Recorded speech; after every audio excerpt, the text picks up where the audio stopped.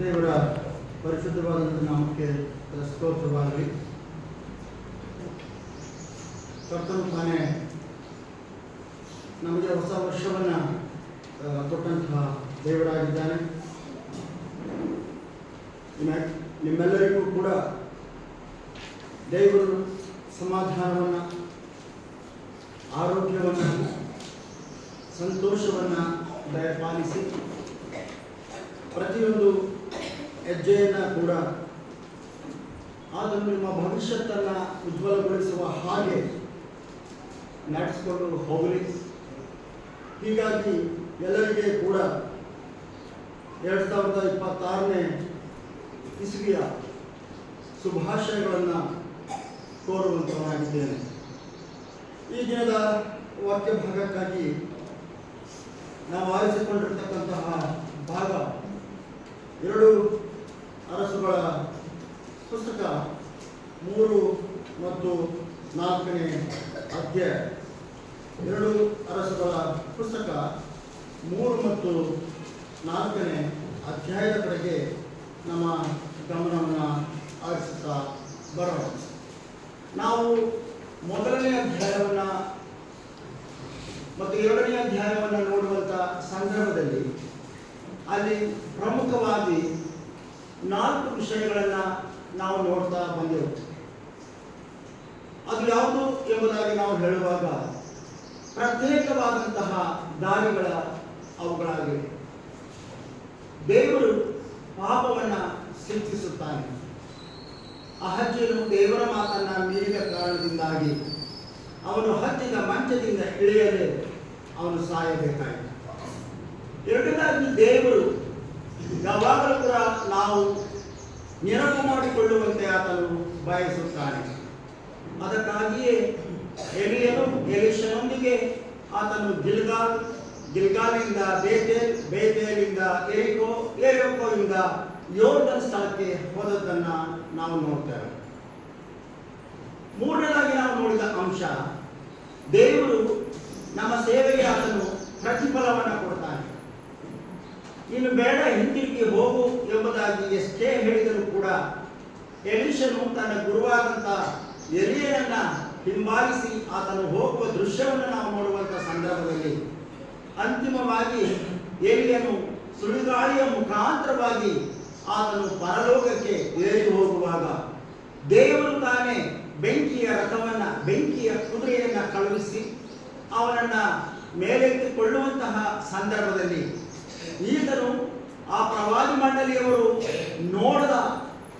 ಈತನು ನೋಡಿದ ಏನದು ಎಂಬುದಾಗಿ ಹೇಳುವಾಗ ಎಲಿಯನು ಪರಲೋಕಕ್ಕೆ ಒಯ್ಯುವ ದೃಶ್ಯವನ್ನು ನೋಡಿದಾಗ ಅವನು ಕೇಳಿಕೊಂಡಂತೆ ಆಕಾಶದಿಂದ ಕಂಬಳಿದಿದ್ದು ಅವನು ಪವಿತ್ರಾತ್ಮನ ಬಲವನ್ನು ಹೊಂದಿದ್ದನು.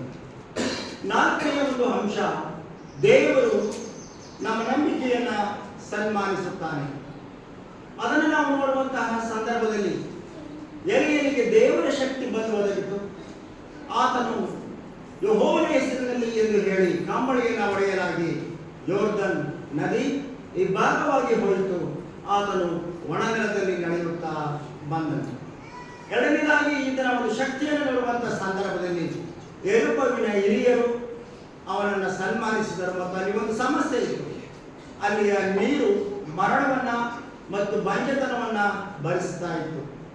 ಈ ಕಾರಣದಿಂದ ಎಲಿಯನಿಗೆ ಆ ವಿಷಯವನ್ನು ತಿಳಿಸಲಾಗಿ ಎಲಿಯನು ಒಂದು ದೊಡ್ಡ ಮಡಕೆಯಲ್ಲಿ ಉಪ್ಪನ್ನು ಹಾಕಿ ಅಲ್ಲಿ ಚೆಲ್ಲಿದಂಥ ಸಂದರ್ಭದಲ್ಲಿ ಆ ನೀರು ಶುದ್ಧವಾಯಿತು. 3ನೇದಾಗಿ 12 ವರ್ಷದಿಂದ 30 ವರ್ಷದವರು ಕಲಿಯುವಂತಹ ಒಂದು ಪಾಠವನ್ನು ನಾವು ನೋಡ್ತೇವೆ.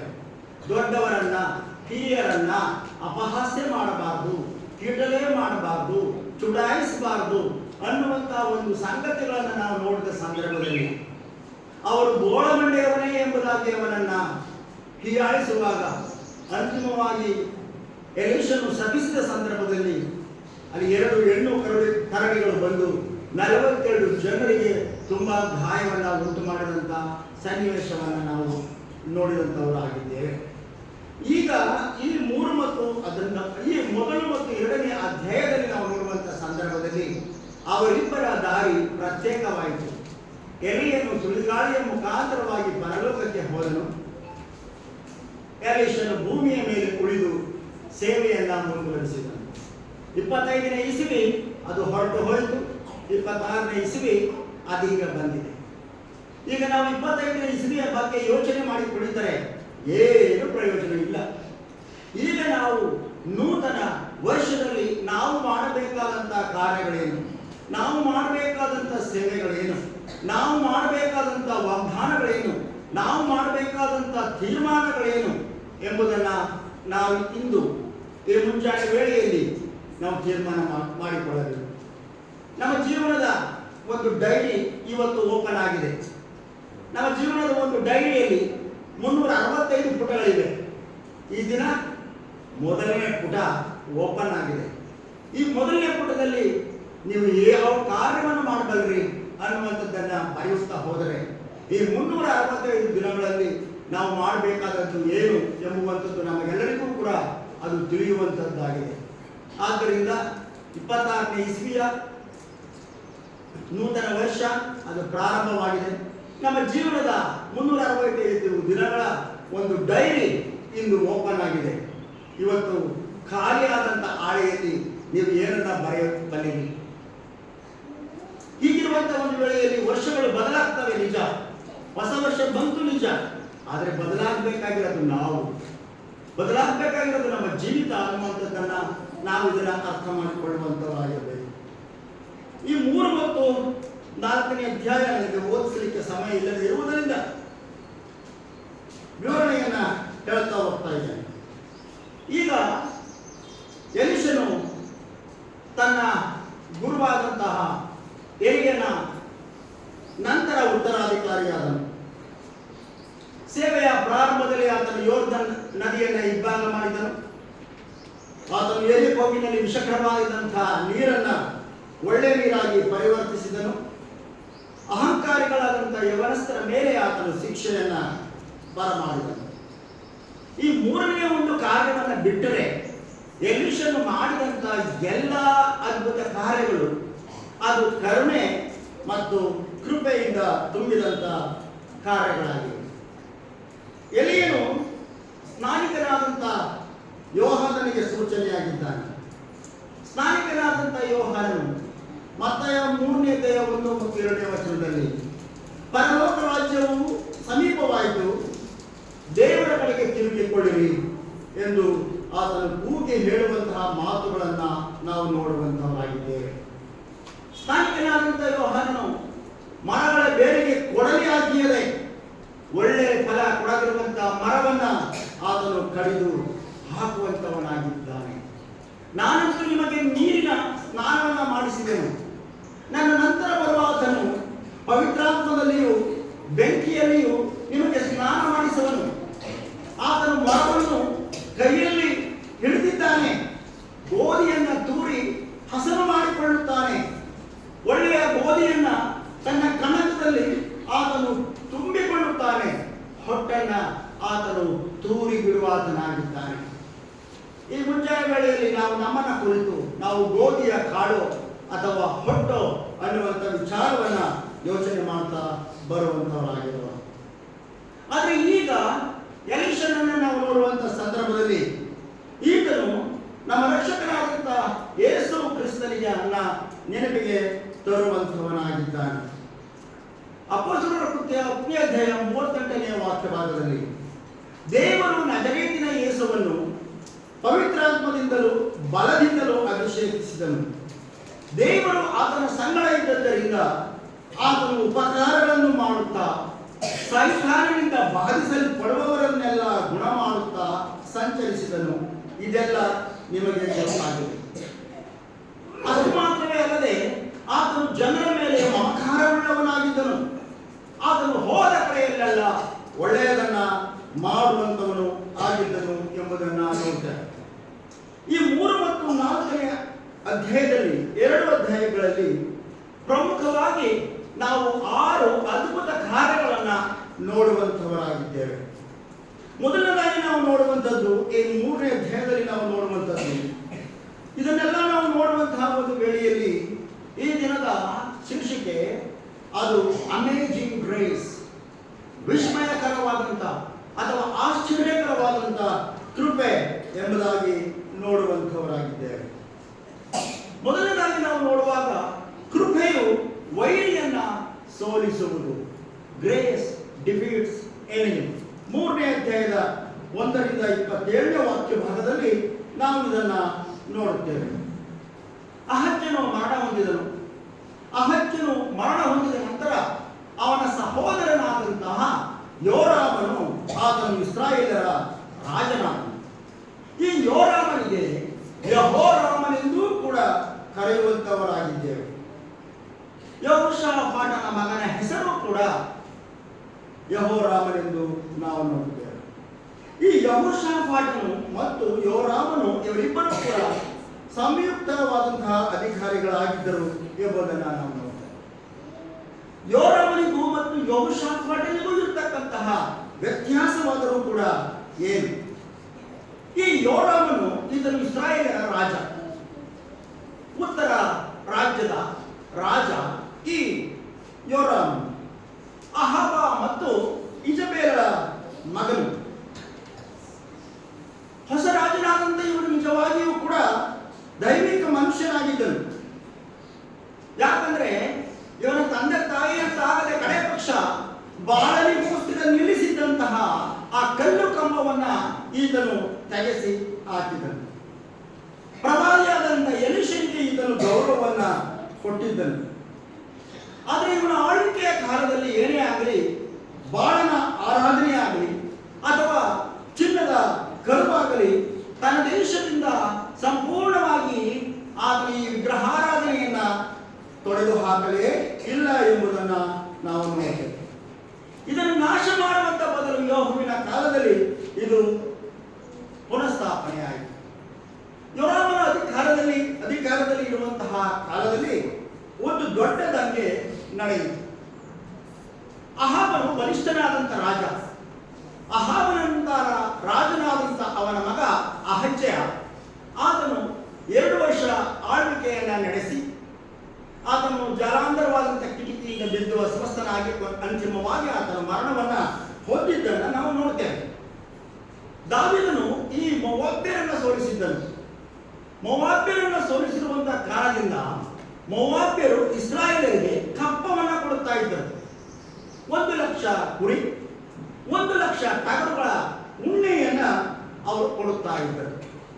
ಆದರೆ ಈಗ ಆಳ್ವಿಕೆಯನ್ನ ಮಾಡುವಂತಹ ಒಬ್ಬ ಅರಸ ಯೋರಾಮ ಆತನು ಅಷ್ಟು ಪ್ರಬಲನಾಗಿಲ್ಲದೆ ಇರುವಂತಹ ಕಾರಣ ಅವರು ಒಪ್ಪಂದವನ್ನ ಮುರಿದುಕೊಳ್ಳುವುದಕ್ಕಾಗಿ ಆ ಮೋವಾಬ್ಯರ ಅರಸನಾದಂಥ ಮೇಷನು ಇವರ ವಿರುದ್ಧವಾಗಿ ಆತನು ದಂಗೆ ಎದ್ದನು. ಇವರ ವಿರುದ್ಧವಾಗಿ ದಂಗೆ ಎದ್ದಂತ ಕಾರಣದಿಂದ ಇಸ್ರಾಯೇಲರ ರಾಜನಾದಂಥ ಯೋರಾಮನು ಸೋಲಿಸುವಂತಹ ಸಲುವಾಗಿ ಅವನ ಮೇಲೆ ಯುದ್ಧವನ್ನ ಸಾರಿದನು. ಯುದ್ಧವನ್ನ ಮಾಡುವುದಕ್ಕಿಂತ ಮುಂಚಿತವಾಗಿ ಈತನು ಯೆಹೋಷಾಫಾಟನನ್ನ ಕರೆದದ್ದನ್ನ ನಾವು ನೋಡುವಂತವರಾಗಿದ್ದೇವೆ. ಯೆಹೋಷಾಫಾಟನು ನಾನು ಮತ್ತು ನೀನು ಒಂದೇ ಅಲ್ವೇ ಎಂಬುದಾಗಿ ಬರುವುದನ್ನ ನಾವು ಕಾಣುವಂತವರಾಗಿದ್ದೇವೆ. ಯಾಕಂದ್ರೆ ಈ ಯೋರಾಮನು ಮೋವಾಬ್ಯರಿಂದ ಬರ್ತಾ ಇರತಕ್ಕಂಥ ಆದಾಯ ಅದು ಎಲ್ಲಿ ತಪ್ಪಿ ಹೋಗ್ತದೋ ಅನ್ನುವಂಥ ಒಂದು ಆಲೋಚನೆ ಉಳ್ಳವನಾಗಿದ್ದನು. ಯೆಹೋಷಾಫಾಟನು ಈತನು ಯಹೂದದ ರಾಜ, ಒಳ್ಳೆಯ ಅರಸ. ಯೋರಾಮನಿಗೂ ಯೆಹೋಷಾಫಾಟನಿಗೂ ಸಂಬಂಧ ಏನು ಎಂಬುದಾಗಿ ನಾವು ನೋಡುವಾಗ ಈ ಯೆಹೋಷಾಫಾಟನು ಅಥಲ್ಯಳನ್ನು ಮದುವೆಯಾಗಿದ್ದಾನೆ. ಅಥಲ್ಯಳು ಯಾರು? ಅಹಾಬ ಮತ್ತು ಇಜಬೇಲಳ ಮಗಳು. ಆದ್ದರಿಂದ ಅವಳನ್ನ ಈತನು ಮದುವೆಯಾಗಿದ್ದಾನೆ. ಮದುವೆಯಾಗಿರುವಂತಹ ಕಾರಣದಿಂದಾಗಿ ಸಂಬಂಧಿಕರಾದಂತಹ ಇವರು ಇಬ್ಬರು ಐಕ್ಯವಾಗಿ ಯುದ್ಧವನ್ನು ಮಾಡುವುದಕ್ಕೋಸ್ಕರವಾಗಿ ರೋಮ್ಯರನ್ನ ಸೇರಿಸಿಕೊಂಡು ಯುದ್ಧಕ್ಕೆ ಹೋಗುವಂತ ಒಂದು ಆಲೋಚನೆ ಮಾಡ್ತಾರೆ ಮೋವಾಬ್ಯರ ಮೇಲೆ. ಆದರೆ ಮೋವಾಬ್ಯರ ಆ ಒಂದು ದೇಶ ಅದು ಉತ್ತರ ಭಾಗದಲ್ಲಿ ಪ್ರಬಲವಾಗಿದೆ. ಅಲ್ಲಿ ಕೋಟೆ ಕೊತ್ತಲಗಳು ಪ್ರಬಲವಾಗಿವೆ. ಅದನ್ನು ಭೇದಿಸಲಿಕ್ಕೆ ಸಾಧ್ಯತೆ ಇಲ್ಲ. ಈ ಕಾರಣದಿಂದಾಗಿ ಇವರು 4 ದಿನ ಪ್ರಯಾಣ ಮಾಡುವಂತಹ ಬದಲು ಸಮಾರದಿಂದ ಹೊರಟು ಅನಂತರ ಅವರು ದಕ್ಷಿಣದ ಕಡೆಗೆ ಬರುವುದನ್ನ ನಾವು ನೋಡ್ತೇವೆ. ಅಲ್ಲಿ ಮೃತ್ಯು ಸರೋವರ ಹತ್ತಿರದಲ್ಲಿತ್ತು ಎಂಬುದನ್ನು ನೋಡ್ತೇವೆ. ಯುದ್ಧ ತಂತ್ರದ ಆಲೋಚನೆಗೆ ಅನುಗುಣವಾಗಿ ಎಲ್ಲವೂ ಸುಲಲಿತವಾಗಿಯೇ ಇತ್ತು. ಆದರೆ ಮೋವಾಬ್ಯರೊಂದಿಗೆ ಯುದ್ಧ ಮಾಡುವಂತಹ ಸನ್ನಿವೇಶ ಬಂದೊದಗಿದಾಗ ಈಗ ಅಲ್ಲಿ ನೀರಿನ ಕೊರತೆ ಕಂಡು ಬರ್ತಾ ಇದೆ. ಈ ನೀರಿನ ಕೊರತೆ ಕಂಡು ಬರುವಂತಹ ಕಾರಣದಿಂದಾಗಿ ಸೈನಿಕರಿಗೆ ನೀರಿಲ್ಲ, ಭಾರವನ್ನ ಹೊತ್ತಿದ್ದಂತಹ ಪಶುಗಳಿಗೆ ನೀರಿಲ್ಲ, ಯುದ್ಧ ಮಾಡುವಂತಹ ಪ್ರಾಣಿಗಳಿಗೆ ನೀರಿಲ್ಲ. ಈ ನೀರಿನ ಒಂದು ಸಮಸ್ಯೆ ದೊಡ್ಡದಾಗಿ ಕಾಣುವಂತಹ ಒಂದು ವೇಳೆಯಲ್ಲಿ ಯೋರಾಮನು ತನ್ನ ದೇವರಾದಂತಹ ಬಾಳನನ್ನ ಮರೆತುಬಿಟ್ಟನು. ಆತನು ನೀರನ್ನ ಕೇಳಲಿಕ್ಕೆ ಆತನು ಮಳೆ ಕೊಡುವಂತ ದೇವರಾದಂತಹ ಬಾಳನನ್ನ ಆತನು ಕರೆಯಬೇಕಾಗಿತ್ತು. ಆದರೆ ಈ ಯೋರಾಮನು ಹೇಳುವಂತ ಮಾತೇನೆಂದರೆ, ನಮ್ಮ ಈ ಎಲ್ಲಾ ದುಸ್ಥಿತಿಗೆ ಕಾರಣ ಅದು ಯೆಹೋವನೇ ಎಂದು ಹೇಳುವುದನ್ನ ನಾವು ನೋಡುತ್ತೇವೆ. ಹಾಗಾದ್ರೆ ಇದಕ್ಕೆ ಪರಿಹಾರ ಏನು? ಯೆಹೋಷಾಫಾಟನು ಒಂದು ಮಾತನ್ನು ಹೇಳ್ತಾನೆ. ಈ ನೀರಿನ ಕೊರತೆ ಅಥವಾ ಯುದ್ಧ ನಾವು ಮಾಡುವಾಗ ನಾವು ಇದಕ್ಕೆ ಜಯವನ್ನು ಹೊಂದುತ್ತೇವೋ, ಅದಕ್ಕಾಗಿ ನಾವು ಆಲೋಚನೆಯನ್ನ ಒಬ್ಬ ದೈವ ಮನುಷ್ಯನಿಂದ ಕೇಳೋಣ, ಯಾರಿದ್ದಾರೆ ಎಂಬುದಾಗಿ.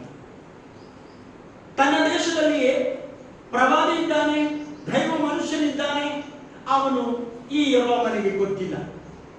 ಅವನ ಸೈನಿಕರಲ್ಲಿ ಒಬ್ಬನು ನಮ್ಮಲ್ಲಿ ಒಬ್ಬ ಪ್ರವಾದಿ ಇದ್ದಾನೆ ಎಂಬುದಾಗಿ ಹೇಳುವಾಗ ಈ ಮೂವರು ಅರಸರು ತಮ್ಮನ್ನು ತಾವು ತಗ್ಗಿಸಿಕೊಂಡು ಆ ಪ್ರವಾದಿಯ ಬಳಿಗೆ ಹೋಗುವುದನ್ನ ನಾವು ಕಾಣುವಂತವರಾಗಿದ್ದೇವೆ. ಮೂವರು ಅರಸರು ಎಲೀಷನ ಹತ್ತಿರ ಬಂದದ್ದನ್ನ ನಾವಿಲ್ಲಿ ನೋಡುವಂತವರಾಗಿದ್ದೇವೆ. ಹಾಗಾದ್ರೆ ಎಲೀಷನು ಎಲ್ಲಿದ್ದಾನೆ ಇದ್ದನು ಎಂಬುವಂತ ವಿಚಾರ ಇಲ್ಲಿ ಇಲ್ಲದೆ ಇರುವುದನ್ನು ನಾವು ಕಾಣುವಂತವರಾಗಿದ್ದೇವೆ.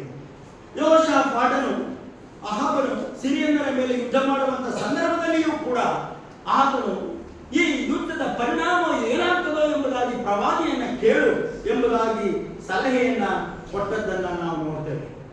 ಈಗ ಈ ಮೂವರು ಅರಸರು ಎಲೀಷನ ಬಳಿಗೆ ಬಂದರು. ಎಲೀಷನು, ನೀನು ಯೆಹೋಷಾಫಾಟನ ಜೊತೆಯಲ್ಲಿ ಬರದಿದ್ದರೆ ಖಂಡಿತವಾಗಿಯೂ ಕೂಡ ನಾನು ನಿನಗೆ ಸಹಾಯ ಮಾಡ್ತಾ ಇರಲಿಲ್ಲ ಎಂಬುದಾಗಿ ಹೇಳ್ತಾರೆ. ಯೆಹೋಷಾಫಾಟ ಯಾರು? ಯೆಹೋಷಾಫಾಟನು ಆತನು ದಾವೀದನ ಸಂತಾನದವನು. ಜಯ ಸಿಗುವುದಕ್ಕೆ ಕಾರಣ ದೇವರು ದಾವೀದನೊಂದಿಗೆ ಮಾಡಿಕೊಂಡಂತಹ ಒಡಂಬಡಿಕೆಯನ್ನ ನೆನಪಿಗೆ ತಂದು ಅವರನ್ನ ಕಷ್ಟದಿಂದ ಬಿಡುಗಡೆ ಮಾಡುವಂತವನಾಗಿದ್ದಾನೆ. ನನ್ನ ಪ್ರಿಯ ದೇವ ಮಕ್ಕಳೇ, ನೀವು ಕೂಡ ಇಂದಿನ ದಿನಗಳಲ್ಲಿ ದೇವರ ಮಕ್ಕಳೊಂದಿಗೆ ಅನ್ಯೋನ್ಯತೆಯಿಂದ ಇರುವುದಾದರೆ ಖಂಡಿತವಾಗಿಯೂ ದೇವರು ನಿಮ್ಮನ್ನು ನಡೆಸುವಾತನಾಗಿದ್ದಾನೆ. ನಾವು ಕೊರಿಂಥ ಪತ್ರಿಕೆಯಲ್ಲಿ ನಾವು ನೋಡ್ತೇವೆ, ಅನ್ಯರೊಂದಿಗೆ ಸೇರಿ ಜೋಡಾಗಬೇಡ್ರಿ ಎಂಬಂತ ಮಾತನ್ನ ನಾವು ನೋಡ್ತೇವೆ. ವಿಗ್ರಹಗಳಿಗೂ ಜೀವ ಸ್ವರೂಪನಾದಂಥ ದೇವರಿಗೂ ಸಂಬಂಧವೇನು? ಕತ್ತಲಿಗೂ ಬೆಳಕಿಗೂ ಒಡನಾಟವೇನು? ಯೆಹೋಷಾಫಾಟನು ಒಂದು ವೇಳೆ ಎಲೀಷನ ಬಳಿಗೆ ಯೋರಾಮನೊಂದಿಗೆ ಬಂದ ಸಂದರ್ಭದಲ್ಲಿ ಎಲೀಷನು ಖಂಡಿತವಾಗಿಯೂ ಯೋರಾಮನಿಗೆ ಸಹಾಯವನ್ನು ಮಾಡ್ತಾ ಇರಲಿಲ್ಲ. ಯಾಕಂದ್ರೆ ಈತನು ವಿಗ್ರಹಾರಾಧಕನಾಗಿದ್ದನು, ಈತನು ಯೆಹೋವನಿಗೆ ವೈರಿಯಾಗಿದ್ದನು ಅನ್ನುವಂತಹ ಸತ್ಯಾಂಶವನ್ನು ನಾವು ನೋಡುವಂತವರಾಗಿದ್ದೇವೆ. ಆದರೆ ಈಗ ಜೊತೆಯಲ್ಲಿ ಬಂದಿರತಕ್ಕಂಥವ್ರು ಯಾರು? ಯೆಹೋಷಾಫಾಟನು. ಯೆಹೋಷಾಫಾಟನು ಯಾರು? ದೇವರು ದಾವೀದನ ಸಂಗಡ ಒಡಂಬಡಿಕೆ ಮಾಡಿಕೊಂಡಂತ ಸಂತಾನದವನವನು. ಆದ್ದರಿಂದ ಮನಸ್ಸನ್ನ ಹಗುರ ಮಾಡಿಕೊಂಡಂತ ಎಲೀಷನು ಒಬ್ಬ ವಾದ್ಯಗಾರನನ್ನ ಕರೆ ಕಳುಹಿಸು. ಆ ವಾದ್ಯಗಾರನು ವಾದ್ಯ ನುಡಿಸುವಂತಹ ಸಂದರ್ಭದಲ್ಲಿ ಯೆಹೋವನ ಬಲ ಇವನ ಮೇಲೆ ಬರುವಂತದ್ದಾಗಿದೆ. ಯೆಹೋವನ ಬಲ ಈತನ ಮೇಲೆ ಬಂದ ನಂತರ ಈತನು ದೇವರ ಯೋಜನೆಯನ್ನ ಅವರಿಗೆ ತಿಳಿಸುವಂತವನಾಗಿದ್ದಾನೆ ಎಂಬುದನ್ನು ನಾವು ನೋಡುವಂತವರಾಗಿದ್ದೇವೆ. ದೇವರ ಯೋಜನೆ ಏನು? ಖಂಡಿತವಾಗಿ ದೇವರು ಈ ಒಣದನದಲ್ಲಿ ನಿಮಗೆ ಜಯವನ್ನ ಕೊಡ್ತಾನೆ. ರಾಜರುಗಳೇ, ನೀವು ಇಲ್ಲಿ ಗುಂಡಿಯನ್ನ ಕಾಲುವೆಯನ್ನ ತೋಡಬೇಕು. ಗುಂಡಿ ಮತ್ತು ಕಾಲುವೆಯನ್ನು ತೋಡಿದ ತರುವಾಯ ನೀರು ಬರ್ತದೆ. ದೇವರ ಆಶ್ಚರ್ಯಕರವಾದಂತ ಕೃಪೆ ಏನಂದ್ರೆ, ಗಾಳಿ ಇಲ್ಲ, ಮಳೆ ಇಲ್ಲ. ಅವರು ಸಂಧ್ಯಾ ಹೊತ್ತಿನಲ್ಲಿ ಪ್ರಾತಃ ಕಾಲದಲ್ಲಿ ನೈವೇದ್ಯವನ್ನು ಅರ್ಪಿಸುವಂತ ಸಂದರ್ಭದಲ್ಲಿ ಎದೋಮಿನ ಬೆಟ್ಟದ ಕಡೆಯಿಂದ ಬಂದಂತ ನೀರು ಕಾಲುವೆಯನ್ನ ಗುಂಡಿಯನ್ನೆಲ್ಲ ತುಂಬಿತು. ಆ ನೀರು ಹರಿದು ದನ ಕರುಗಳಿಗೂ ಜನ ಜಾನುವಾರುಗಳಿಗೂ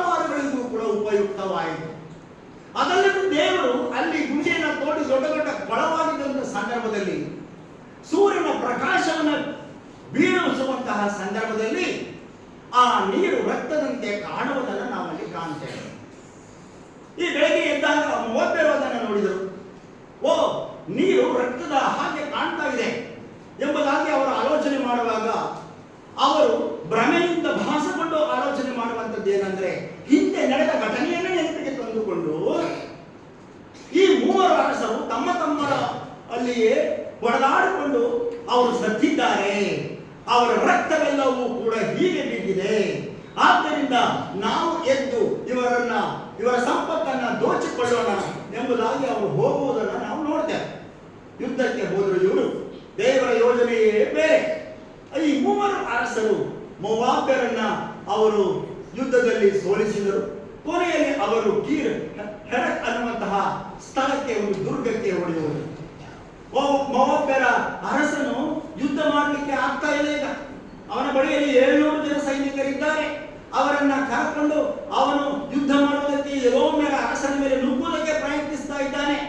ಇಂತಹ ಒಂದು ಸಂದರ್ಭದಲ್ಲಿ ಯುದ್ಧದಲ್ಲಿ ಅವನು ಹೇಗೂ ಜಯವನ್ನು ಹೊಂದಬೇಕೆಂದು ತನ್ನ ಸ್ವಂತ ಚೊಚ್ಚಲ ಮಗನನ್ನೇ, ಉತ್ತರಾಧಿಕಾರಿ ಆಗಬೇಕಾದಂತಹ ಮಗನನ್ನೇ ಗೋಡೆಯ ಮೇಲೆ ಆತನು ಸರ್ವಾಂಗ ಹೋಮ ಯಜ್ಞವಾಗಿ ಅರ್ಪಿಸುತ್ತಾನೆ.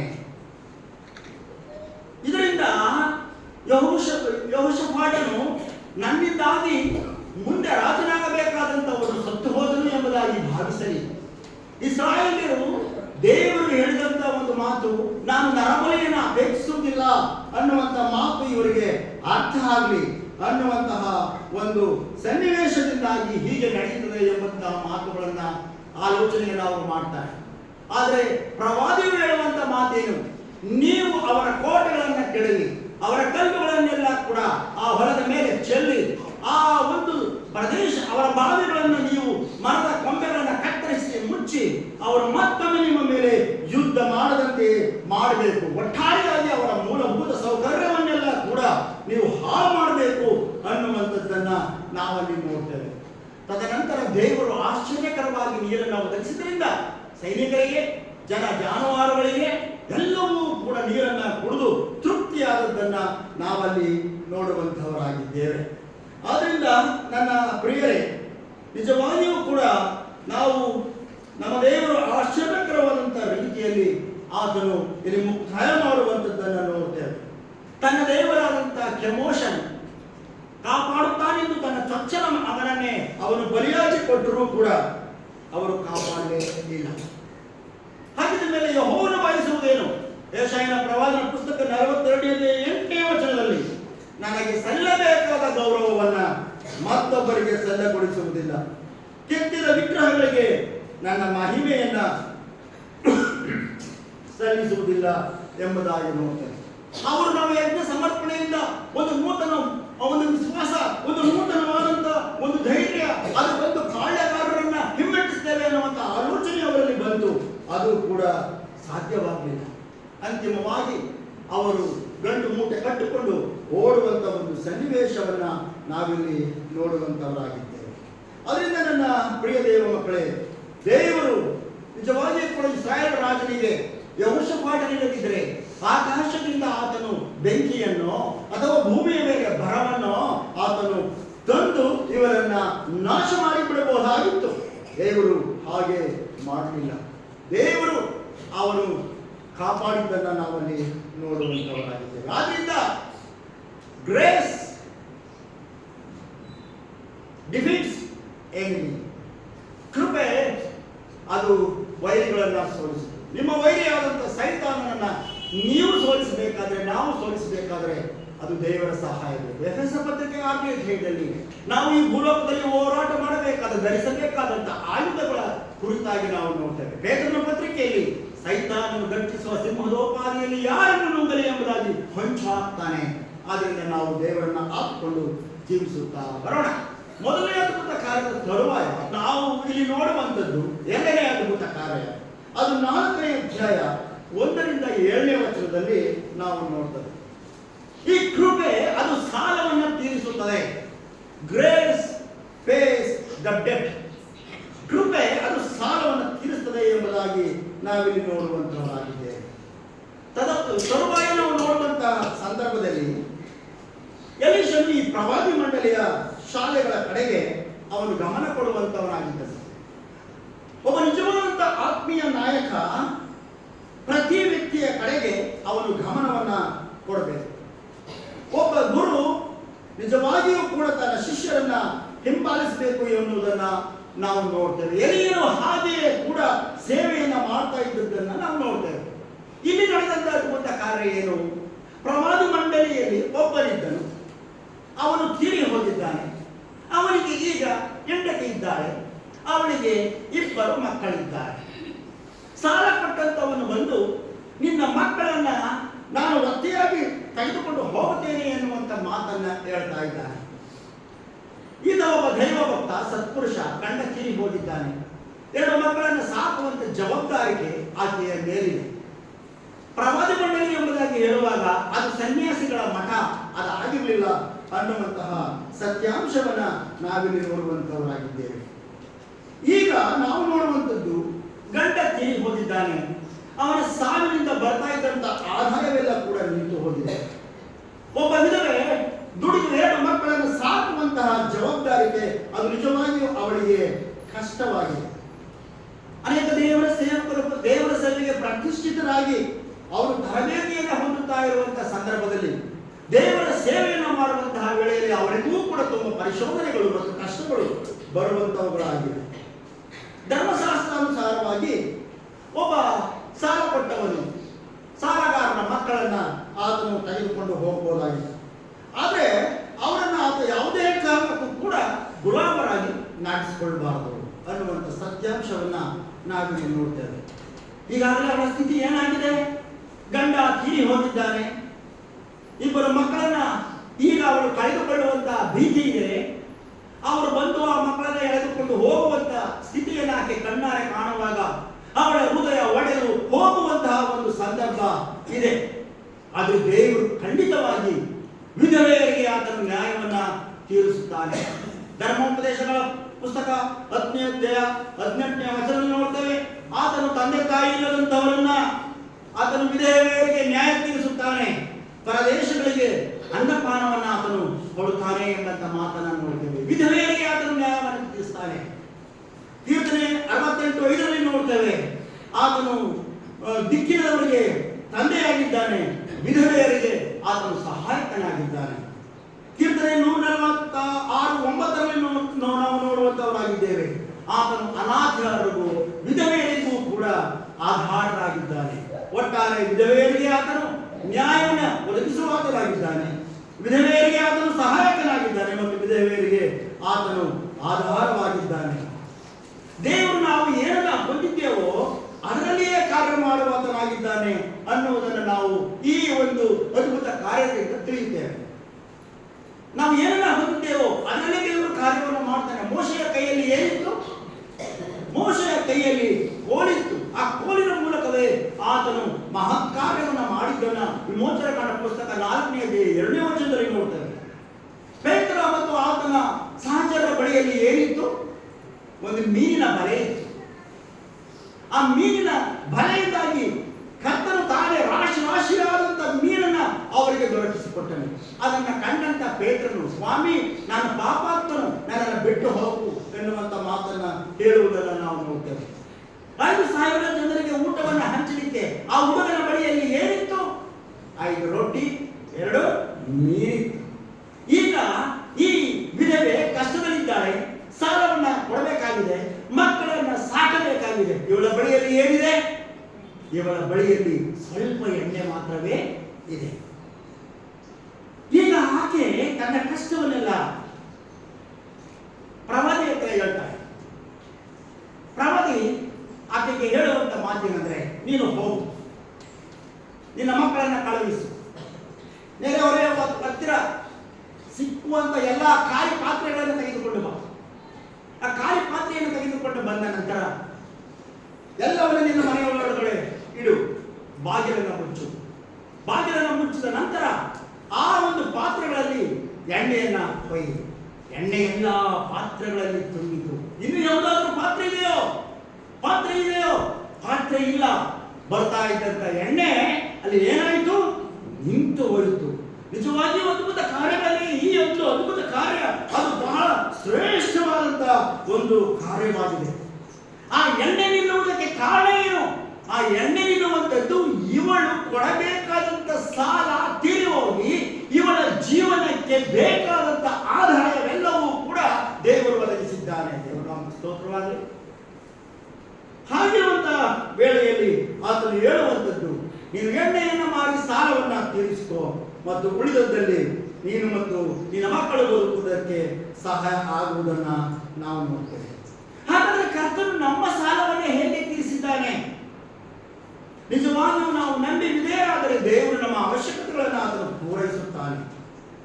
ನಾವು ಎಲ್ಲವನ್ನ ಆತನಿಗೆ ಕೊಟ್ಟರೆ ನಮ್ಮಲ್ಲಿರತಕ್ಕಂಥ ಚಿಕ್ಕದನ್ನೇ ಆತನು ಆಶೀರ್ವದಿಸುತ್ತಾನೆ. ನಿಜವಾಗಿಯೂ ಈ ಎಲ್ಲ ಅದ್ಭುತ ಕಾರ್ಯಗಳನ್ನು ನೋಡುವಾಗ ಈ ಒಂದು ಅದ್ಭುತ ಕಾರ್ಯ ಮಹಾ ಹೆಚ್ಚಿನದಾಗಿದೆ ಎಂಬುದನ್ನು ನಾವು ನೋಡ್ತೇವೆ. ನಮ್ಮ ಕರ್ತನು ನಮ್ಮ ಸಾಲವನ್ನು ತೀರಿಸಿದ್ದಾನೆ. ಆತನು ಕರುಣೆ ಮತ್ತು ಕ್ಷಮಾಪಣೆಯಿಂದ ಕೂಡಿ ಸಾಲವನ್ನು ತೀರಿಸುವುದನ್ನು ನಾವು ನೋಡ್ತೇವೆ. ಲೂಕನ ಸುವಾರ್ತೆ 7ನೇ ಅಧ್ಯಾಯ 36-50ನೇ ವಚನದಲ್ಲಿ ನಾವು ನೋಡುವಂಥದ್ದು ಏನಂದ್ರೆ, ಒಬ್ಬ ದುರಾಚಾರಿಯಾದಂತ ಹೆಂಗಸು ಸುಗಂಧ ತೈಲವನ್ನು ತಂದು ಆತನ ಪಾದಕ್ಕೆ ಹಾಕಿದಂತ ಸಂದರ್ಭದಲ್ಲಿ ಪೇತ್ರನು ಇಷ್ಟು ಯಾಕೆ ಎಂಬುದಾಗಿ ಕೇಳುವುದನ್ನು ನಾವು ನೋಡ್ತೇವೆ. ಹಾಗಿರುವಂತಹ ಸಂದರ್ಭದಲ್ಲಿ ಯೇಸು ಸ್ವಾಮಿ ಒಂದು ಉದಾಹರಣೆಯನ್ನು ಆತನಿಗೆ ಸಾಮ್ಯವಾಗಿ ಹೇಳುವುದನ್ನು ನಾವು ನೋಡ್ತೇವೆ. ಒಬ್ಬ ಸಾಹುಕಾರನಾಗಿ ಇದ್ದನು. ಒಬ್ಬನು 500 ರೂಪಾಯಿಯನ್ನ, ಇನ್ನೊಬ್ಬನು 50 ರೂಪಾಯಿಯನ್ನ ಅವನು ಸಾಲವಾಗಿ ಕೊಡಬೇಕಾಯಿತು. ಆ ಸಾಹುಕಾರನು ಅವರಿಬ್ಬರನ್ನು ಕ್ಷಮಿಸಿದನು. ಈಗ ಯಾರ ಸಾಲವನ್ನು ಹೆಚ್ಚು ಕ್ಷಮಿಸಿದನು? 500 ರೂಪಾಯಿ ಕೊಟ್ಟಂತವನ ಸಾಲವನ್ನ ಅವನು ಕ್ಷಮಿಸಿದ. ಅವನು ಹೆಚ್ಚು ಕೃತಜ್ಞತೆಯುಳ್ಳವನಾದನು ಅನ್ನುವುದನ್ನು ನಾವು ನೋಡ್ತೇವೆ. ಅದಕ್ಕೆ ನಿನ್ನ ನಂಬಿಕೆ ನಿನ್ನನ್ನು ಸ್ವಸ್ಥ ಮಾಡಿಯದೆ ಸಮಾಧಾನದಿಂದ ಹೋಗು ಎಂಬುದನ್ನು ನಾವು ನೋಡ್ತೇವೆ. ನೀನು ಪಾಪದ ಸಾಲದಲ್ಲಿದ್ದಿ, ಆ ಪಾಪ ಅದಕ್ಕೆ ಕ್ಷಮಾಪಣೆ ಬೇಕಾಗಿದೆ, ಅದಕ್ಕೆ ದೇವರ ಪ್ರೀತಿಯ ಅವಶ್ಯಕತೆ ಇದೆ ಎನ್ನುವುದನ್ನು ನಾವು ನೋಡ್ತೇವೆ. ಎಫೆಸ ಪತ್ರಿಕೆ 1ನೇ ಅಧ್ಯಾಯ 2ನೇ ವಚನದಲ್ಲಿ, ಈತನು ನಮಗೋಸ್ಕರ ತನ್ನ ರಕ್ತವನ್ನು ಸುರಿಸಿದ್ದರಿಂದ ನಮ್ಮ ಅಪರಾಧಗಳು ಪರಿಹಾರವಾಗಿ ನಮಗೆ ಬಿಡುಗಡೆ ಆಯಿತು, ನಮ್ಮ ಸಾಲ ತೀರಿತು, ಸ್ವಾಮಿ ನಮಗೋಸ್ಕರವಾಗಿ ಸತ್ತನು. ಕ್ರಿಸ್ತನು ಸತ್ತವಳಿಗಿಂತ ಆತನು ಎದ್ದು ಬಂದವನಾಗಿದ್ದಾನೆ ಅನ್ನುವುದನ್ನ ನಾವು ನೋಡ್ತೇವೆ. ಯೆರೂಸಲೇಮಿಗೆ ಏನು ನಷ್ಟವಾಗಲಿಲ್ಲ. ಹಾಗಾದ್ರೆ ಆ ಸಾಲವನ್ನು ತೀರಿಸಿದವರು ಯಾರು? ಸಾಲವನ್ನು ತೀರಿಸಿದಂಥವನು ದೇವರು ತಾನೇ ಆಗಿದ್ದಾನೆ. ನಮ್ಮ ಪಾಪವೆಂಬಂತ ಸಾಲವನ್ನು ತೀರಿಸುವುದಕ್ಕಾಗಿ ಯೇಸು ಕ್ರಿಸ್ತನು ಆತನು ತನ್ನ ರಕ್ತವನ್ನ, ತನ್ನ ಜೀವನವನ್ನ ಕೊಟ್ಟದ್ದನ್ನ ನಾವು ನೋಡ್ತೇವೆ. ಮೂರನೇ ಒಂದು ಅದ್ಭುತ ಕಾರ್ಯ, ಅದು ಕೃಪೆಯು, ಅದು ಜೀವನಕ್ಕೆ ಪಾಲು ಕೊಡುವಂತದ್ದಾಗಿದೆ. ಇಲ್ಲೊಬ್ಬ ಕುಲೀನ ಸ್ತ್ರೀ ಇದ್ದಾಳೆ, ಐಶ್ವರ್ಯವಂತಳಿದ್ದಾಳೆ, ಅವಳಿಗೆ ಗಂಡ ಇದ್ದಾನೆ, ಅನುಕೂಲವಿದೆ. ದಿನನಿತ್ಯವೂ ಕೂಡ ಹಾದಿಯಲ್ಲಿ ಹೋಗುತ್ತಾ ಇದ್ದಂತ ದೇವರ ಮನುಷ್ಯನಾದಂಥ ಎಲೀಷನನ್ನು ಕಂಡು ಈತನು ಪರಿಶುದ್ಧನು, ದೇವರ ಮನುಷ್ಯನು ಎಂಬುದಾಗಿ ಗ್ರಹಿಸಿಕೊಂಡಂತ ಆಕೆ ಮನೆಯ ಮಾಳಿಗೆಯ ಮೇಲೆ ಒಂದು ಕೋಣೆಯನ್ನು ನಾನು ಕಟ್ಟಿಸುತ್ತೇನೆ, ಒಂದು ಮಂಚ, ಒಂದು ಕುರ್ಚಿ, ಒಂದು ದೀಪಸ್ತಂಭ, ಒಂದು ಮೇಜು, ಒಂದು ಹಾಸಿಗೆ, ಇದನ್ನು ನಾನು ಆಕೆ ಇಟ್ಟಳು. ಆ ದೇವರ ಮನುಷ್ಯ ಮತ್ತು ಇನ್ನೊಬ್ಬರು ಉಳ್ಕೊಳ್ಳುವುದಕ್ಕೆ, ತಿರುಗಾಡುವುದಕ್ಕೆ ಸ್ಥಳ ಇತ್ತು ಎನ್ನುವುದನ್ನು ನೋಡ್ತೇವೆ. ಆ ದೇವರ ಮನುಷ್ಯನ ಆಕೆ ಸತ್ಕರಿಸುತ್ತಾ ಹೋದ ಹಾಗೆ ಕೆಲವು ಕಾಲದ ತರುವಾಯ ಆತನು ಒಂದು ದಿನ ಬಂದು, ಈಕೆ ನಮಗೆ ಇಷ್ಟು ಉಪಕಾರ ಮಾಡುತ್ತಾ ಇದ್ದಾಳೆ, ಇದಕ್ಕೆ ಬದಲಾಗಿ ನಾವೇನು ಮಾಡೋಣ ಎಂಬುದಾಗಿ ಆಕೆಯನ್ನು ಕೇಳುವಾಗ ಆಕೆ ಗೆಹಜಿಗೆ ಆಕೆಯ ಕರೆ, ದೇವರ ಸೇವಕರನ್ನ ಕರೆ ಎತ್ತಿ ನೋಡಲಿಕ್ಕೆ ಕೂಡ ಆಕೆ ಮುಜುಗರ ಪಡ್ತಾ ಇರುವಾಗ ಅದನ್ನು ಉನ್ನತ ಸ್ಥಾನದಲ್ಲಿ ಇಟ್ಟಿರುವಂತಹ ಸಂದರ್ಭದಲ್ಲಿ ನಾನು ನನ್ನ ಬಂಧು ಬಳಗದವರ ಜೊತೆ ಸಂತುಷ್ಟರಾಗಿದ್ದೇನೆ, ನನಗೆ ಯಾವ ಅವಶ್ಯಕತೆ ಇಲ್ಲ ಎಂಬುದಾಗಿ ಹೇಳ್ತಾರೆ. ಎಲೀಷನ ಮತ್ತೊಮ್ಮೆ ಕೇಳ್ತೇನೆ, ಇಲ್ಲ, ಅವಳಿಗೆ ಏನು ಕೊರತೆ ಇದೆ? ಅವಳಿಗೆ ಮಕ್ಕಳಿಲ್ಲ, ಬಂಜೆ, ವಯಸ್ಸಾಗಿದೆ, ಗಂಡನಿಗೆ ವಯಸ್ಸಾಗಿದೆ. ಆಗ ಎರಡನೇ ಬಾರಿ ಆತನು ಆಕೆಯನ್ನ ಕರೆಸಿ ನೇರವಾಗಿ ಹೇಳ್ತಾನೆ, ಮುಂದಿನ ಕಾಲದಲ್ಲಿ ಇದೇ ವರ್ಷ ನಿನ್ನ ಮಗನನ್ನ ಹಡೆಯುವಿ. ಈ ಮಾತನ್ನು ಯಾರು ಹೇಳಿದ್ದಾರೆ? ಅಬ್ರಹಾಮನು ಮತ್ತು ಸಾರಳಿಗೆ ದೇವರು ಹೇಳಿದ ಮಾತನ್ನ ನೋಡ್ತೇವೆ. ಮಕ್ಕಳಿಲ್ಲದವರಿಗೆ ಆತನ ಮಕ್ಕಳನ್ನ ಕೊಡುವಂತ ದೃಶ್ಯವನ್ನ ನೋಡ್ತೇವೆ. ಮುಂದಿನ ಸಾರಿ ಮಗು ಜನನವಾಯಿತು. ದೇವರ ನಾಮಕ್ಕೆ ಸ್ತೋತ್ರವಾಗಲಿ. ಮಗು ಜನನವಾಯಿತು. ಅದು ಚಿಕ್ಕ ಬಾಲಕ, ಆದರೂ ತಂದೆಯ ಜೊತೆಗೆ ಹೊಲಕ್ಕೆ ಹೋಗ್ತಾನೆ. ಬಿಸಿಲಿನ ಜಳ ಕಾರಣಾಂತರದಿಂದಾಗಿ ಆ ತಲೆಯನ್ನು ಸಿಗುತ್ತಾ ಇರುವಾಗ ನನ್ನ ತಲೆಯ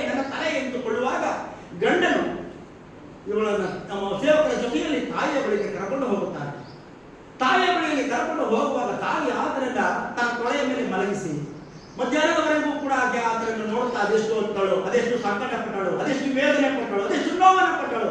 ಮಗು ತೀರಿ ಹೋಯಿತು. ಎಂತಹ ಒಂದು ಸ್ಥಿತಿ. ಆದರೆ ಆಕೆ ಧೈರ್ಯ ಗುದ್ದಲಿಲ್ಲ.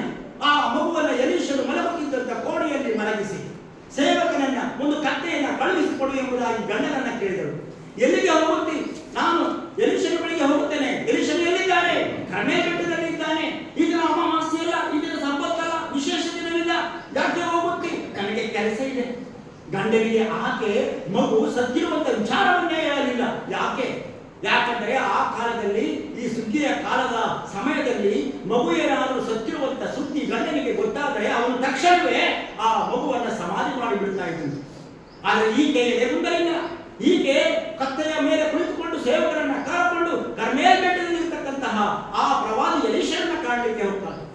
ಎಲೀಷನನ್ನ ಕಾಣಲಿಕ್ಕೆ ಹೋಗುವ ಸಂದರ್ಭದಲ್ಲಿ ಅವನ ಪಾದಗಳಿಗೆ ಬಿದ್ದು ಅಳುತ್ತಾ ಎಲ್ಲಾ ಸಂಗತಿಯನ್ನು ತಿಳಿಸುವಾಗ ಗೆಹಜಿ ಅಲ್ಲಿಯೂ ಕೂಡ ಮಾಡಿದ ಸಂಗತಿ ದೂರ ತಳ್ತಾನೆ. ಇಲ್ಲ, ಆಕೆಯನ್ನು ನಾನು ನೋಡುವಾಗ ಆಕೆ ಮನೋವ್ಯತೆಯಿಂದ ಆಕೆಯ ಹೃದಯ ತುಂಬಾ ದುಃಖದಲ್ಲಿ ಕೂಡಿದೆ, ಬಿಡು ಆಕೆಯನ್ನ ಎಂಬುದಾಗಿ ಹೇಳುವಾಗ, ಅಯ್ಯ ನಾನು ನನಗೆ ಮಗು ಬೇಕು ಎಂಬುದಾಗಿ ನನ್ನ ಕೇಳಿದ್ದೇನೆ, ಈಗ ಹೀಗಾಗಿದೆ.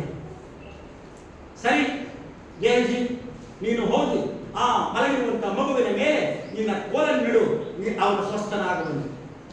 ಅಲ್ಲಿ ಸೇವಕರಿಗಿಂತಲೂ ಮಾತ್ರವಲ್ಲ ಎಲೀಷನಿಗಿಂತಲೂ ಬಹಳ ವೇಗವಾಗಿ ಓಡುವ ಶಕ್ತಿ ಇದ್ದದ್ದೇ ಗೆಹಜಿಗೆ. ಓಡಿದನು, ಕೋಲನ್ನಿಟ್ಟನು, ಆದರೆ ಮಗು ಬದುಕಲಿಲ್ಲ.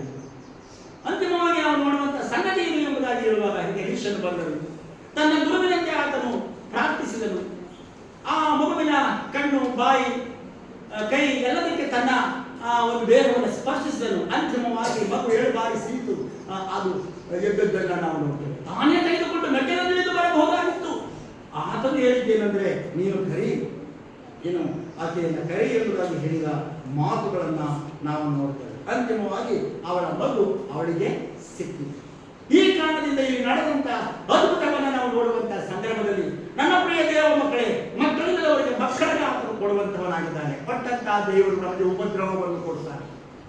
ಆ ಉಪದ್ರವಗಳನ್ನು ಕೊಡುವುದು ಯಾಕೆ? ನಾವು ತಾಳ್ಮೆಯನ್ನ ಕಲಿಯುವುದಕ್ಕಾಗಿ. ತಾಳ್ಮೆಯಿಂದ ಹುಟ್ಟುವುದು ಏನು? ಅನುಭವ. ಅನುಭವದಿಂದ ಹುಟ್ಟುವಂಥದ್ದು ಏನು? ನಿರೀಕ್ಷೆಯಿಂದ ಹುಟ್ಟುವುದು ಏನು? ದೇವರ ಪ್ರೀತಿಯ ರಸ.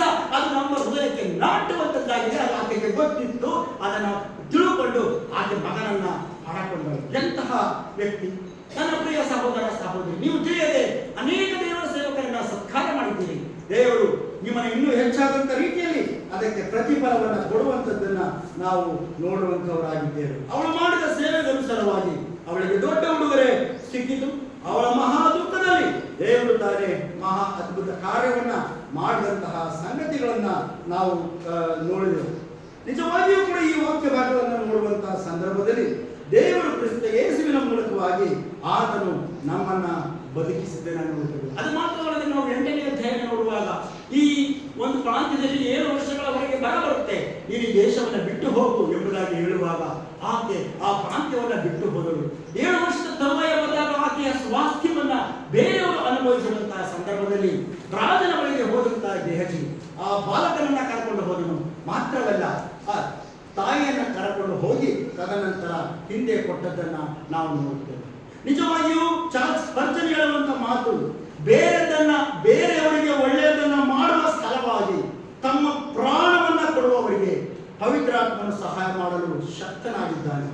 ಅವರ ಅವಶ್ಯಕತೆಗಳಿಗೆ ಮಾತ್ರವಲ್ಲದೆ ಆಲೋಚನೆಗಳನ್ನು ಕೊಡುತ್ತಾನೆ. ಅಂತವರು ಕೂಡ ಹೇಗಾದರೂ ಕೆಲವರನ್ನ ರಕ್ಷಿಸಬೇಕು. ನಿಜವಾಗಿಯೂ ಕೂಡ ರಕ್ಷಣೆಯ ಮಾಡುವಂತಹ ಒಂದು ಕಾರ್ಯದಲ್ಲಿ ಎಲೀಷನು ಬಹಳ ಪ್ರಮುಖವಾದಂತಹ ಒಂದು ಕಾರ್ಯವನ್ನ ಮಾಡಿದ್ದಾನೆ. ಹಾಗೆಯೇ ಪಾಪಗಳಿಂದ ಸತ್ತಂತವರನ್ನ ದೇವರು ಮೇಲೆತ್ತುವಂತವನಾಗಿದ್ದಾನೆ. ದೇವರ ಕುರಿತಾಗಿ ಸಾಕ್ಷಿಯನ್ನು ಹೇಳುವಂತವರು ಬೇಕು, ಪ್ರಾರ್ಥನಾ ವೀರರು ಬೇಕು, ಸಂಬಂಧಪಟ್ಟಂತ ದೈವ ಭಕ್ತರು ಆ ಒಂದು ವ್ಯಕ್ತಿಗಳಿಗೆ ಜೀವನ ತರಬೇಕು. ಹಾಗಿದ್ದ ಮೇಲೆ ಈ ದಿನ ಮುಂಜಾನೆ ವರ್ಷದ ಪ್ರಾರಂಭದಲ್ಲಿ ನಿಮ್ಮೆಲ್ಲರಿಗೆ ಒಂದು ಪ್ರಶ್ನೆ, ನಮಗೆ ಎಲೀಷನ್ ಬೇಕಾಗಿದ್ದಾರೆ. ಯಾರಿದ್ದೀರಿ? ಈ ವರ್ಷದಲ್ಲಿ ನೀವು ಹೇಗೆ ತೀರ್ಮಾನ ಮಾಡ್ತೀರಿ? ನಾನು ಎಲೀಷನ ಹಾಗೆ ಆಗ್ತೇನೆ, ಈ ಸಭೆಗೆ ಉಪಯೋಗವಾಗುತ್ತಾ ಪಾತ್ರೆಯಾಗಿ ನಾನು ಬೇರೆಯವರಿಗೆ ಉಪಯೋಗವಾಗುತ್ತೇನೆ, ಪವಿತ್ರಾತ್ಮನ ಮೂಲಕವಾಗಿ ನಾನು ಕಾರ್ಯ ಮಾಡ್ತೇನೆ, ದೇವರಿಗೆ ಸಾಕ್ಷಿಯಾಗುತ್ತೇನೆ, ಪ್ರಾರ್ಥನೆ ಮಾಡುತ್ತೇನೆ, ದೈವ ಭಕ್ತನಾಗುತ್ತೇನೆ, ನಾನು ಈಗ ನನ್ನನ್ನು ಪ್ರತಿಷ್ಠಿಸಿಕೊಳ್ಳುತ್ತೇನೆ.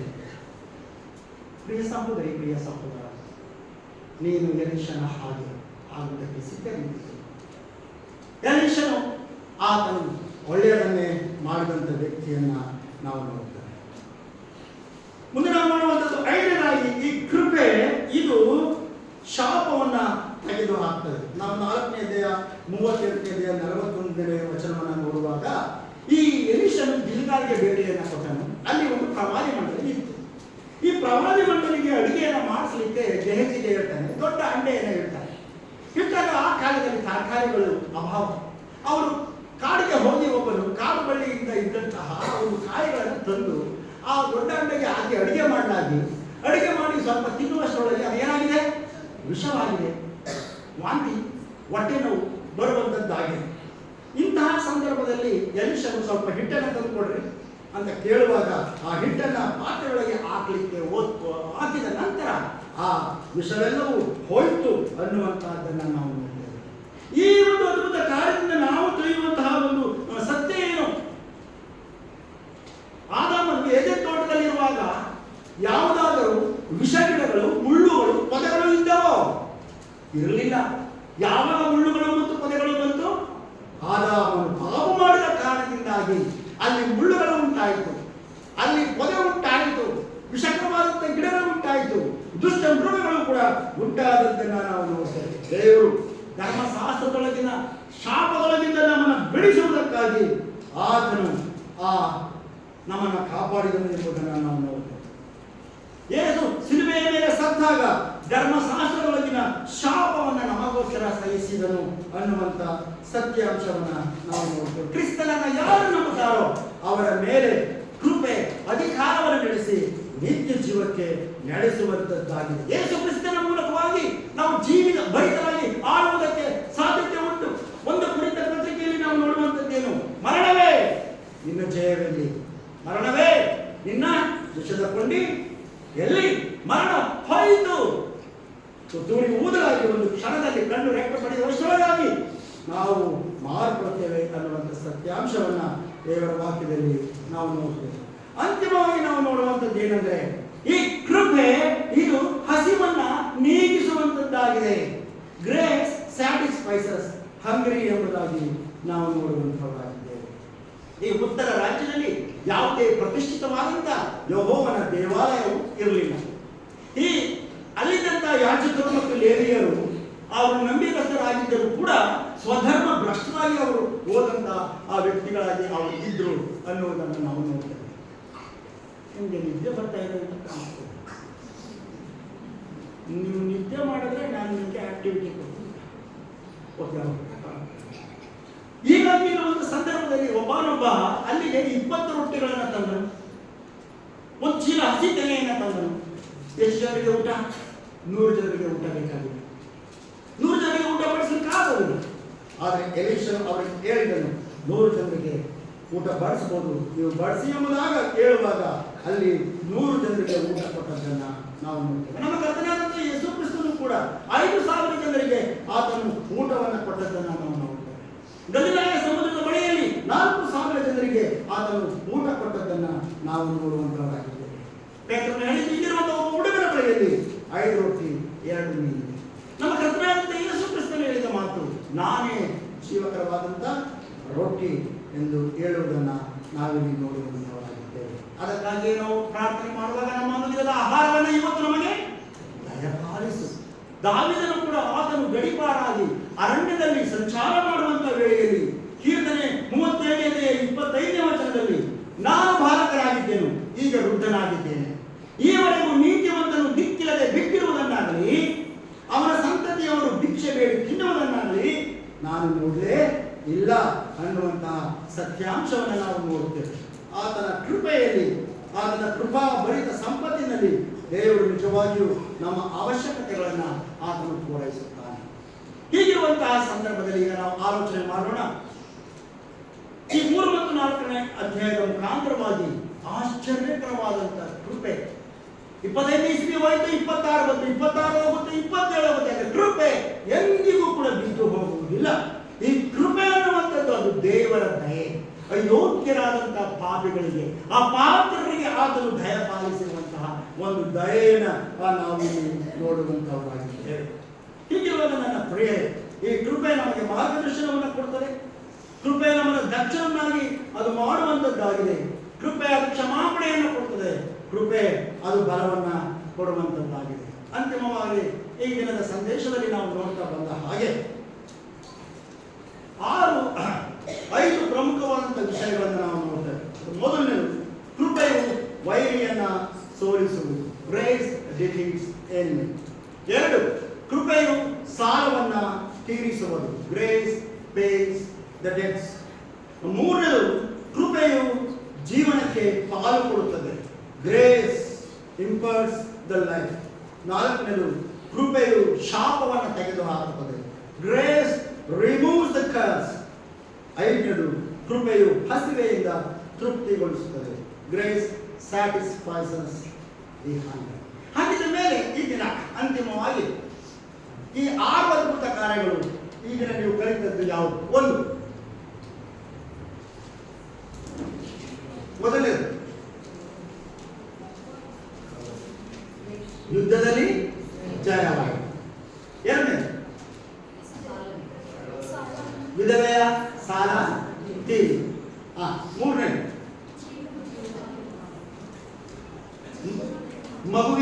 ಗಂಡು ಮಗು ಜನನವಾಯಿತು. 4ನೇದು, ಸತ್ತಂತ ಮಗು ಬದುಕಿತು. 5ನೇದು, ವಿಷ ಪರಿಹಾರ ಆಯಿತು. 6ನೇದು, ಹಸಿವಿನಿಂದ ತೃಪ್ತಿಗೊಳಿಸಿತು. ನನ್ನ ಪ್ರಿಯ ದೇವ ಮಕ್ಕಳೇ, ಈಗಾಗಲೇ ನಾನು ಈ ಮೊದಲನೇದೇ 2ನೇ ಅಧ್ಯಾಯ, 3ನೇ ಅಧ್ಯಾಯ, 4ನೇ ಅಧ್ಯಾಯ ಮತ್ತು 5ನೇ ಅಧ್ಯಾಯ, 6ನೇ ಅಧ್ಯಾಯ ಮಾಡಿದ ಸಂದರ್ಭದಲ್ಲಿ ಎಲಿಯನು ಮಾಡಿದಂಥ ಅದ್ಭುತ ಕಾರ್ಯಗಳು. ಮೊದಲನೇದು ಯಾವುದು? ಎಲಿಷನು ಮಾಡಿದ ಅದ್ಭುತ ಕಾರ್ಯಗಳು. ಮೊದಲನೇದು, ಯೋರ್ದನ್ ನದಿಯನ್ನ ದಾಟಿ. 2ನೇದು, ಮೊದಲನೇದು ಯೋರ್ದನ್ ನದಿಯನ್ನು ದಾಟಿ. 2ನೇದು, ಯೆರಿಕೋವಿನ ನೀರು ಅದನ್ನ ಶುದ್ಧ ಮಾಡಿದ. 3ನೇದು, ಯವನಸ್ಥರಾದಂತಹ ಮಕ್ಕಳಿಗೆ ಶಿಕ್ಷೆಯನ್ನ ವಿಧಿಸಿದ. 4ನೇದು, ವೈರಿಯ ಸೈನ್ಯವನ್ನ ಸೋಲಿಸಿದ. 5ನೇದು, ವಿಧವೆಯ ಸಾಲವನ್ನ ತೀರಿಸಿದ. 6ನೇದು, ಉಳಿದ ಸ್ತ್ರೀಗೆ ಮಗನನ್ನ ದಯಪಾಲಿಸಿದ. 7ನೇದು, ಸತ್ತಂತ ಮಗುವನ್ನ ಬದುಕಿಸಿದ. 8ನೇದು, ಕಾಡುಗಳಿಂದ ಉಂಟಾದಂಥ ವಿಷ ಅದು ಪರಿಹಾರ ಆಯಿತು. 9ನೇದು, ಅಂತ್ಯ ಮತ್ತು 9ನೇದು, ಅದೇನು? 100 ಜನರಿಗೆ ಆಹಾರ. ನನ್ನ ಪ್ರೀತಿಯ ದೇವ ಮಕ್ಕಳೇ, ನಾವು ಈ ದಿನ ಎಲಿಷನ ಹಾಗೆ ಜೀವನವನ್ನು ನಾವು ಸಾಗಿಸ್ತಾ ಬರೋಣ. ಒಂದು ದೃಢ ತೀರ್ಮಾನವನ್ನು ನಾವು ಈ ದಿನ ಮಾಡಿಕೊಳ್ಳೋಣ. ದೇವರೇ, ನನ್ನನ್ನು ಬದಲಾಯಿಸಿ. ನೀನು ಹಾಗೆ ನಾನು ಬದಲಾಗುತ್ತೇನೆ. ಯಾವಾಗಲೂ ನಾನು ನಿನ್ನನ್ನು ಆತುಕೊಳ್ಳುವಂಥ ರೀತಿ ಸಹಾಯ ಮಾಡಿ. ನನ್ನ ಪ್ರಿಯರೇ, ನೀವು ಯಾವುದಾದ್ರೂ ಸಾಲದಲ್ಲಿದ್ದಾರೋ ಖಂಡಿತ ದೇವರು ನಿಮ್ಮ ಸಾಲವನ್ನು ತೀರಿಸುತ್ತಾನೆ. ನೀವು ನಿಮ್ಮ ವಿರುದ್ಧ ಯಾರಾದರೂ ವೈರಿಗಳಿದ್ದಾರೋ ಖಂಡಿತವಾಗಿ ದೇವರು ಆ ವೈರಿಗಳಿಂದ ನಿಮಗೆ ಜಯವನ್ನು ಕೊಡುವಂತವನಾಗಿದ್ದಾನೆ. ನಿಮಗೆ ಮಕ್ಕಳಿಲ್ಲವೋ ದೇವರು ಖಂಡಿತವಾಗಿ ನಿಮಗೆ ಮಕ್ಕಳನ್ನು ಆತನು ಪಾಲಿಸಿಕೊಡ್ತಾನೆ. ನೀವು ಏನು ಮಾಡಲಿಕ್ಕೆ ಸಾಧ್ಯ ಇಲ್ಲ ಅನ್ನುವಂಥ ಸ್ಥಿತಿಯಲ್ಲಿದ್ದೀರೋ ಖಂಡಿತವಾಗಿ ದೇವರು ಸಾಧ್ಯ ಮಾಡ್ತಾನೆ. ವಿಷಯ ಇದೆಯೋ ಅದರ ಸಿಹಿ ಮಾಡ್ತಾನೆ. ಆಹಾರ ಇರೋ ದೇವರ ಆಹಾರವನ್ನು ಒದಗಿಸ್ತಾನೆ. ಈ ದಿನ ನಾವು ಈ 6 ಅದ್ಭುತ ಕಾರ್ಯಗಳನ್ನು ತಿಳಿದುಕೊಂಡು ದೇವರು ಆಶ್ಚರ್ಯಕರವಾಗಿ ತನ್ನ ಕೃಪೆಯನ್ನು ತೋರಿಸಿದ ಹಾಗೆ ನಿಮ್ಮ ಜೀವಮಾನ ಕಾಲವೆಲ್ಲ ಕೂಡ ಕೀರ್ತನೆ 23ನೇ ಅಧ್ಯಾಯ ಕಡೆಯ ವಚನ, ಶುಭವು ಜೀವಮಾನದಲ್ಲೆಲ್ಲ ಶುಭವು ಕೃಪೆಯು ನಿನ್ನನ್ನು ಒಂದು ಕೊನೆಯದಾಗಿ ಈ ಒಂದು ಹಾಡನ್ನು ಪಲಟೆಯನ್ನು ಆಡಿ ನಿಮ್ಮ ಸೈನಾನ್ ಜೊತೆ ನೀವು ಗೊತ್ತಾಗಿದ್ದಂಥವ್ರು ಕೂಡ ಶೂನ್ಯವಾಗಿದ್ದ ನೂರಕ್ಕೆ ನೂರರಷ್ಟು ಮಾಡಿ ಯೋಗ್ಯರೆಂದು ನನ್ನ ಕರೆದದ್ದು ನಿನ್ನ ಕೃಪೆಯಲ್ಲವೇ. ಶೂನ್ಯವಾಗಿದ್ದ ನನ್ನ